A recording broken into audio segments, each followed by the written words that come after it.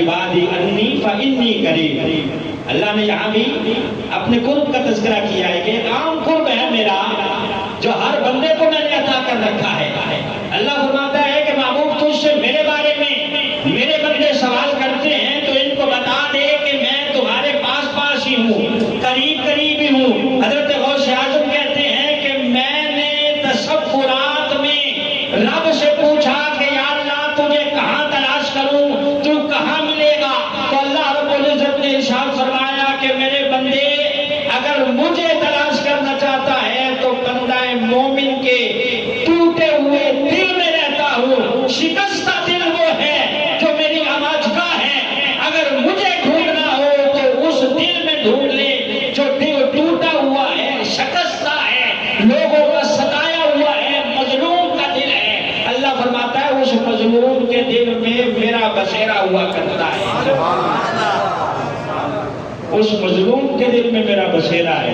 فرمایا اگر تو میری دعوت کرنا چاہے کہ میں تیرے گھر آؤں تو اس مظلوم کی دعوت کر جو شکستہ دل ہے، جو شکستہ دل ہے، جس کا دل ٹوٹا ہوا ہے، جو ستایا ہوا ہے، وہ مظلوم تیرے گھر آئے گا۔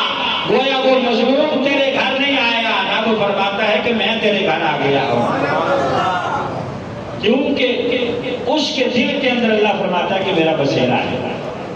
نحن اقرب الیہ من حبل الورید۔ اللہ فرماتا ہے کہ میری معیت ہر بندے کو حاصل ہے، میں ہر بندے کے ساتھ ہوں۔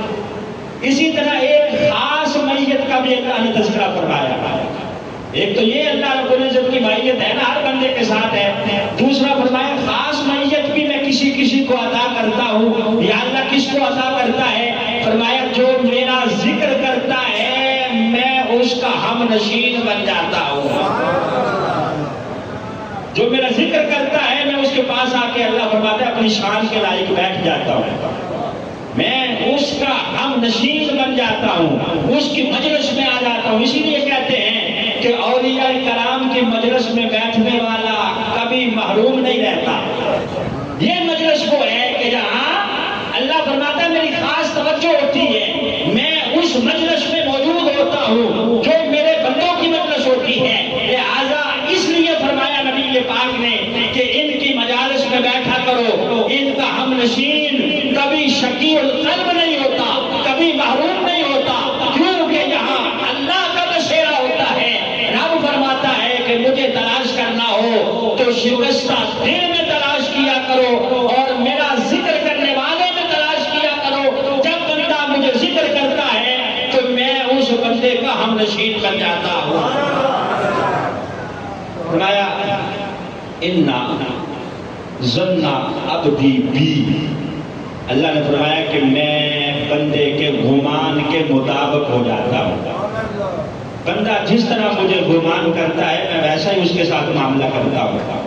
اگر بندے کے گمان میں یہ ہے کہ میں بڑا غفور رحیم ہوں، معاف کر دوں گا، مفہوم عرض کر رہا ہوں، تو اللہ فرماتا ہے کہ اس نے مجھے اتنا غفور رحیم اپنے گمان کے اندر بٹھایا ہوا ہے، اس کا گمان یہ ہے کہ رب کرم کرنے والا ہے تو پھر میں کرم ہی کروں گا۔ اگر اس کا گمان یہ ہے کہ میں تو مارا جاؤں گا، میری تو خیر نہیں ہے، اس لیے کہتے ہیں کہ اللہ سے عدل کا سوال نہ کریں بلکہ اس کے فضل کا سوال کریں۔ اگر وہ عدل پہ اتر آیا تو پھر بڑے بڑوں کی ٹانگیں کانپ جائیں گی، پتا پانی ہو جائے گا۔ اللہ فرماتا ہے کہ جیسا بندہ میرے بارے میں گمان کرتا ہے نا ویسا ہی مجھے پائے گا۔ اگر اس نے مجھے گمان کر رکھا ہے کہ میں کرم کرنے والا ہوں، رحم کرنے والا ہوں، تو یقیناً میں رحم کروں گا۔ آگے فرمایا حدیث قدسی میں اللہ رب العزت نے کہ بندہ جب میری طرف بڑھتا ہے تو میں بھی اس کی طرف بڑھتا ہوں۔ میں بندہ جب میری طرف ایک بالشت آتا ہے تو میں ایک زرہ اس کی طرف آتا ہوں۔ فرمایا بندہ جب میری طرف چل کے آتا ہے تو میری رحمت دوڑ کے اسے سینے سے لگا لیتی ہے۔ میں دوڑ کے میری رحمت اس کو اپنے سینے سے لگا لیتی ہے۔ ایک خاص اللہ کی معیت ہے، ایک عام معیت ہے۔ عام یہ ہے کہ اللہ ہر بندے کے ساتھ ہے، خاص معیت یہ ہے اللہ فرماتا ہے کہ جو بندہ میرے بارے میں جیسا گمان کرتا ہے میں ویسا ہی اس کے لیے ہو جاتا ہوں۔ آگے فرمایا کہ اگر بندہ فی نفسی اپنے نفس کے اندر تنہائی میں بیٹھ کے دل ہی دل میں مجھے یاد کرتا ہے تو میں بھی تنہائی میں اس کا تذکرہ کرتا ہوں۔ اور آگے فرمایا کہ بندہ اگر مجمع میں بیٹھ کے میرا ذکر کرتا ہے تو پھر میں ملا الاعلی، اس سے بہترین مجمع میں بیٹھ کے اس کا تذکرہ کرتا ہوں۔ بندہ یہاں لوگوں کے ساتھ مجمع میں بیٹھ کے میرا ذکر کرتا ہے، یہاں مجمع والے لوگ اللہ کے بندے ہیں، کوئی کیسا ہے، کوئی گناہگار ہے، کوئی چھوٹا ہے، کوئی بڑا ہے، کوئی شراکار ہے، کوئی عبادت گزار ہے، کوئی رشوت خور ہے، کوئی چور ہے، کوئی کسی قسم کا، کوئی کسی قسم کا۔ میں اس مجلس میں بیٹھ کے یہ بندہ میرا ذکر کر رہا ہے تو میں نبیوں کی روحوں کو اکٹھا کر کے، ملائکہ کو اکٹھا کر کے اس بہترین مجمع میں اس بندے کا تذکرہ کرتا ہوں جو بندہ زمین پہ بیٹھ کے لوگوں کے مجمع میں مجھے یاد کر رہا ہوتا ہے۔ میں بہترین مجمع میں اس بندے کو اپنی خاص معیت عطا کرتا ہوں۔ کس کو؟ جو بندہ مجمع عام میں میرا ذکر کرتا ہے تو اللہ فرماتا ہے میں مجمع خاص میں اس کا تذکرہ کرتا ہوں۔ تو ایک معیت عام ہے، اللہ کا ساتھ عام ہے، اور ایک اللہ کا ساتھ خاص ہے۔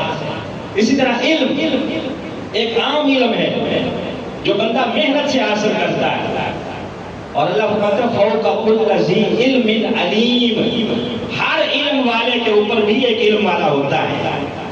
اگر بندہ یہ سمجھے نا کہ میں عالم کل بن گیا ہوں، میرے پاس جو علم ہے ایسا علم کسی کے پاس ہے ہی نہیں، ایسا ہرگز نہیں ہے۔ فوق کل ذی علم علیم، ہر علم والے کے اوپر بھی اللہ کا قانون ہے۔ اللہ فرماتا ہے اس کے اوپر ایک بڑا علم والا موجود ہے، اس سے بڑا علم والا موجود ہے۔ تو ایک علم وہ ہے جو بندے نے اپنی محنت سے حاصل کیا، کتابیں چھان کے حاصل کیا، مدارس کے چکر لگا کے حاصل کیا، کتب پڑھ کے حاصل کیا، اسکول میں جا کے حاصل کیا، اساتذہ کے آ کے جانب تلفظ طے کر کے حاصل کیا۔ وہ علم عام علم ہے۔ علم لدنی وہ ہے کہ بندے کو محنت نہیں کرنی پڑتی، مشقت نہیں کرنی پڑتی، اللہ جس پہ راضی ہوتا ہے پردے ہٹا دیتا ہے، اس کا روح کھول دیتا ہے، اور اپنا خاص علم لدنی اللہ اس بندے کو عطا کر دیتا ہے۔ وہ خاص علم لدنی کہلاتا ہے، وہ خاص علم۔ اور وہ خاص علم کیا ہے؟ عالم الغیب لا یظہر علی غیبہ الا من ارتضی من رسول۔ اللہ فرماتا ہے میں عالم الغیب ہوں اور رسولوں میں سے جسے چاہوں علم غیب عطا کرتا ہوں۔ یہ بھی اللہ کا علم ہے، علم لدنی ہے، رسولوں میں سے ہی نہیں۔ ولیوں کو، اپنے پسندیدہ بندوں کو بھی اللہ رب العزت کشف کے ذریعے علم عطا فرماتا ہے، اور اس علم کو علم لدنی کہا جاتا ہے۔ اسی کا تذکرہ قرآن نے سورہ کہف میں کیا ہے جو میں نے آیت پڑھی ہے۔ فَوَجَدَ عَبْدًا مِّنْ عِبَادِنَا آتَيْنَاهُ رَحْمَةً مِّنْ عِنْدِنَا وَعَلَّمْنَاهُ مِن لَّدُنَّا عِلْمًا۔ کہ حضرت موسیٰ نے جب حضرت خضر کو پا لیا، وہ حضرت خضر کہ جن کے اوپر اللہ کی رحمت بھی تھی اور اللہ نے انہیں علم لدنی بھی عطا فرمایا تھا۔ اب آئیے یہ واقعہ عرض کروں، اس کے بعد میں حضور غوث اعظم کی علمی کرامت عرض کر کے اختتام کروں گا۔ تو یہ علم لدنی جو حضرت خضر علیہ السلام کے پاس ہے اس کا تذکرہ قرآن نے تفصیل کے ساتھ کیا ہے۔